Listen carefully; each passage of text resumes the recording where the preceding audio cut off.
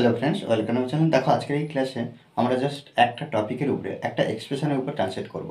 দেখো, আর প্রতিদিন সকাল 9:15-তে একটা বড় ভিডিও থাকে।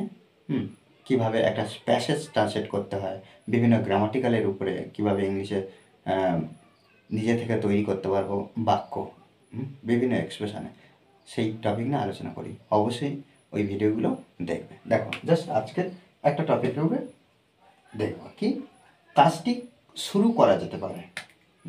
কাজটি শুরু করা যেতে পারে, বইটা বিক্রি করা যেতে পারে, বলটা স্পর্শ করা যেতে পারে।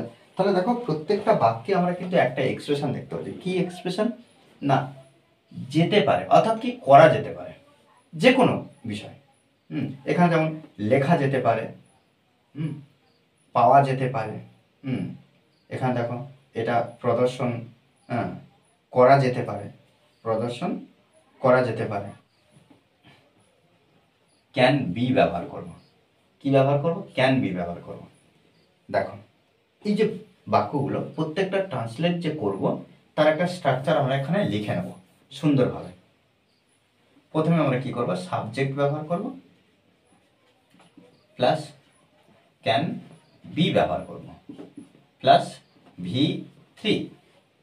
V3 কি? V3 হলো past participle of the main verb, অর্থাৎ ভার্বের 3 নম্বর অংশ। যেগুলো যেমন আমরা বলতে পারি ডু, ডিড, ডান। এই যে ডানটা হলো V3। প্লে, প্লেট, প্লেট, 3 নম্বর অংশটা প্লেট, এটা V3। গো, ওয়েন্ট, গন, এই যে গনটা হলো V3। ওকে, কাজটি শুরু করা যেতে পারে। তাহলে এখানে আমরা লিখতে পারি দ্য ওয়ার্ক, দ্য ওয়ার্ক। এবারে আমরা ক্যান বি ব্যবহার করব।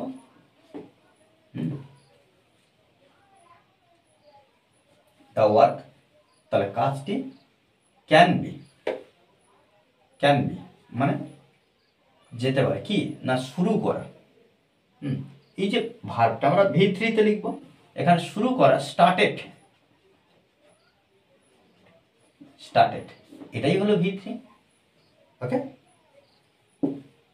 বইটা বিক্রি করা যেতে পারে। তাহলে এখানে the book, the book can be sold. Sell মানে কি? বিক্রি করা। তাহলে সেল থেকে আমরা কি করছি? V3-তে সোল্ড ব্যবহার করছি। এটা কি? V3। বলটা স্পর্শ করা যেতে পারে, বলটা স্পর্শ করা যেতে পারে। তাহলে এখানে the ball can be touched,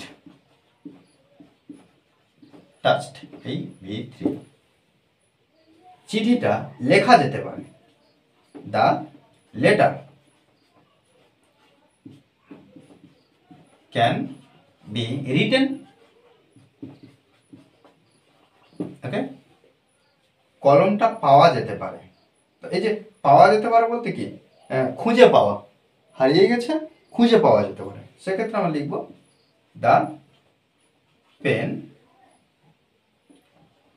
can be, the pen can be found ব্যবহার করব। ফাউন্ড অর্থাৎ ফাইন্ড থেকে ফাউন্ড, এটা প্রদর্শন করা যেতে পারে। তাহলে এখানে দেখো, এটা ইট সাবজেক্ট হিসেবে ব্যবহার করব। ইট ক্যান বি শোন, SHOWN, শোন।